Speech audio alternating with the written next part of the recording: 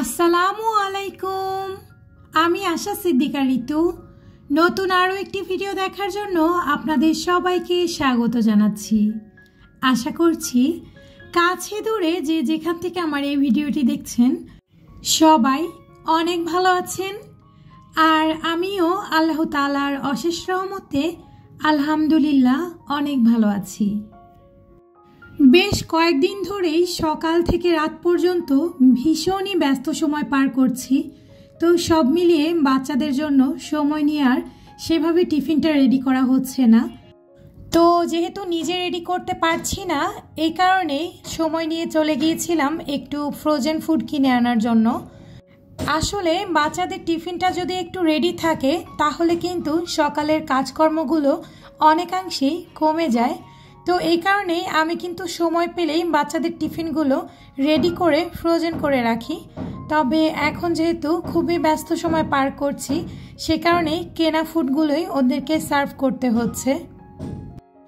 তো ভিডিওতে দেখতেই পেয়েছেন আমি কিছু চিকেন বল আর কিছু সসেজ আর সেই সাথে কিছু চিকেন ফ্রাই একেবারে ফ্রোজেন করে রেখে দিচ্ছি।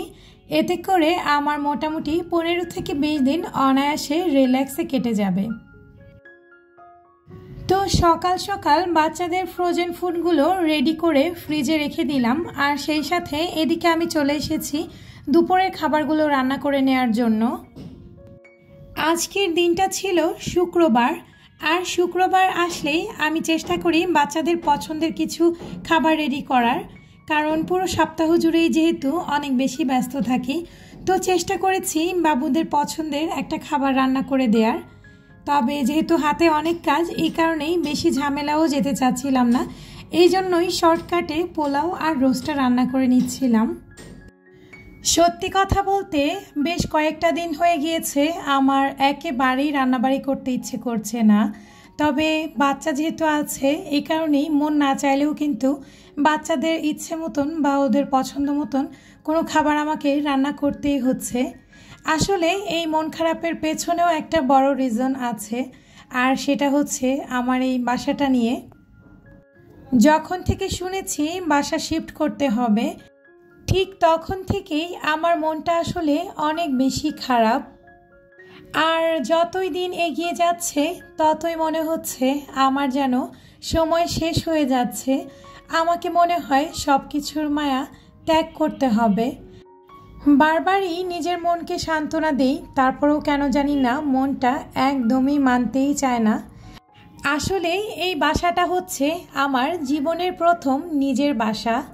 এর আগে আমরা যতগুলো বাসায় ছিলাম সেগুলো ছিল ভাড়া বাসা, আর এখনও আমি যে বাসাটায় উঠতে যাচ্ছি সেটাও কিন্তু আমার ভাড়া বাসাই হবে। তবে ঢাকা শহরে এটাই ছিল আমার একমাত্র নিজের বাসা। আর এই বাসাটা যখন আমরা কিনেছিলাম, বাসাটা শুধু চারপাশে দেয়ালে দেয়া ছিল।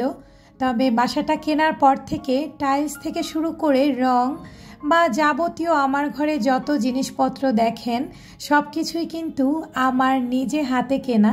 প্রত্যেকটা বেসিনের কল থেকে শুরু করে শাওয়ার, গিজার, সব কিছু ইচ অ্যান্ড এভরিথিং বলতে গেলে সব কিছু আমার নিজে হাতে কেনা। তো এই কারণেই হয়তোবা বাসাটার প্রতি আমার মায়াটা একটু বেশি কাজ করছে। আর বাসাটা আমি যখন কাজ করিয়েছি তখন কিন্তু আমি আমার পছন্দ আর আমার চাহিদা অনুযায়ী সব জায়গায় আমার পছন্দ মতন কাজ করিয়ে নিয়েছিলাম। তবে সব কিছুই আসলে পরিস্থিতির শিকার। এমনভাবে আমার এই ছোট্ট প্রিয় বাসাটা ছেড়ে চলে যেতে হবে কখনো কল্পনাও করিনি। মনে মনে ভাবছিলাম আজ কয়েকটা দিন ধরেই আমি যদি এই বাসাটাকে ভাড়া দিয়ে দেওয়ার উদ্দেশ্যে রেডি করতাম, তাহলে হয়তো বা ছেড়ে যাওয়ার এই মুহূর্তটা আমার জন্য এতটাও কষ্টের হতো না। আসলে আমি তো এই বাসাটাকে রেডি করেছিলাম আমার নিজের থাকার জন্য। এটা আমার নিজের ঘুমানোর জায়গা ছিল। তবে এই বাসাটা থেকে এখন যে এত দূরে চলে যেতে হচ্ছে, এটা ভাবতেই সব সময় কেমন জানি মনটার মধ্যে নাড়া দিয়ে উঠছে। জানি না আমি নতুন বাসাতে গিয়ে আদৌ আমার মন মানসিকতা ঠিক করতে পারবো কিনা, বা মন ঠিক হতেও বেশ অনেকটা দিন সময় লেগে যাবে। কারণ আমি শুনেছি ব্যক্তির মায়া নাকি খুব সহজে কাটিয়ে ওঠা গেলেও বস্তুর মায়ায় পড়ে গেলে সেটা নাকি খুব সহজে কাটিয়ে ওঠা সম্ভব হয় না। তো আমি কিন্তু সেই বস্তুর মায়ায় পড়ে গিয়েছি। আমার সব কিছু যদিও আমি সঙ্গে করে নিয়ে যাব, তারপরেও আমি আমার এই প্রিয় বাসাটাকে অনেক বেশি মিস করব। আমার বাসা শিফট করার কথা শোনার পর থেকেই অনেকেই জানতে চেয়েছেন কেন নিজের বাসা ছেড়ে আমরা ভাড়া বাসায় উঠতে যাচ্ছি।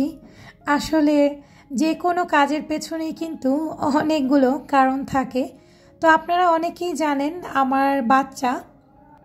আমার দুইটা বাচ্চাই স্কুলে পড়ে। তো ছোট বাচ্চাটাকে রিসেন্টলি স্কুলে দিয়েছি। তো বাচ্চাদের স্কুলের কারণে এখন দেখা যায় সকাল থেকে দুপুর পর্যন্ত আমাকে কিন্তু বাসার বাইরেই থাকতে হয়। আর আমার এই বাসাটা থেকে আমার হাজব্যান্ডের অফিসের দূরত্বটা একটু বেশি হওয়াতে ওকে কিন্তু আমি সময় মতন দেখা যায় দুপুরের খাবারটা সার্ভ করতে পারি না। অনেক সময় দেখা যায় ড্রাইভারকে দিয়ে খাবার পাঠিয়ে দিই, আবার অনেক সময় দেখা যায় দুপুরের খাবারটা রান্না করতে করতে দেরি হয়ে যায়, তারপর আর ড্রাইভারকে আমি বসিয়ে রাখি না বা সেদিন আর খাবার দিতে পারি না, ড্রাইভার ছেড়ে দিই। যাই হোক, সব কিছু মিলিয়ে আমার হাজব্যান্ডের অনেক বেশি কষ্ট হয়ে যাচ্ছে। কন্টিনিউয়াসলি আমি আমার ছোট বেবিটাকে স্কুলে দেওয়ার পর থেকে আমার হাজব্যান্ডকে আগের দিনের রান্না করে রাখা খাবার সার্ভ করতে হচ্ছে, আর যেটা কিনা আমার হাজব্যান্ডের জন্য অনেক বেশি ক্ষতিকর। আসলে ওর অনেক বেশি অ্যাসিডিটির প্রবলেম রয়েছে, যে কারণে বাসি কোনো খাবারই সে খেতে পারে না। তারপরেও আসলে পরিস্থিতির শিকার হয়ে আমার হাজব্যান্ডকে কয়েকদিন ধরেই আগের দিনের রান্না করা খাবারগুলোই তাকে সার্ভ করছি। তো সব কিছু মিলিয়ে আমরা আসলে ডিসাইড করলাম যদি বাসাটা অফিসের কাছে হয়ে যায় তাহলে কিন্তু এই রান্নাবাড়ি আর খাওয়া দাওয়ার কষ্টটা খুব একটা হবে না। একটু হলেও তখন একটু আরাম পাবে, বা দুপুরের রান্নাটা একটু দেরি হলেও দেরিতে এসে ফোন দিলে এসে খেয়ে যেতে পারবে। তো এই জন্যই বেসিক্যালি আমার বাসাটা শিফট করা। আরেকটা বিষয় হচ্ছে, যখন দুইটা বাচ্চার স্কুল দুই টাইমে ছুটি হয়, তো আমি একা মানুষ, দেখা যায় দুইটা বাচ্চাকে একসাথে আনতে পারি না। তো বিষয়টা আমার কাছে একটু কষ্টকর হয়ে যায়। তো আমার হাজব্যান্ডের অফিস আর বাসা যদি কাছাকাছি হয় তো সেই ক্ষেত্রে কিন্তু আমার একটা বেবিকে ও পিক করে দেন বাসায় নামিয়ে দিয়ে তারপর কিন্তু অফিসে যেতে পারবে। তো বিভিন্ন বিষয় চিন্তা ভাবনা করে আমরা আসলে ডিসাইড করলাম যে আমাদের বাসাটা অফিসের কাছে হওয়াই বেশি ইম্পর্টেন্ট। তো এসব কিছু চিন্তা করেই আমরা আসলে বাসা শিফট করার সিদ্ধান্তটা নিয়েছি। তো যাই হোক, আপনাদের সাথে কথা বলতে বলতে আমি কিন্তু আমার প্যাকিংগুলো শুরু করেছি। তো আজকের মতন এখানেই বিদায় নিয়ে নিচ্ছি। সবাই ভালো থাকবেন, সুস্থ থাকবেন। আল্লাহ হাফেজ।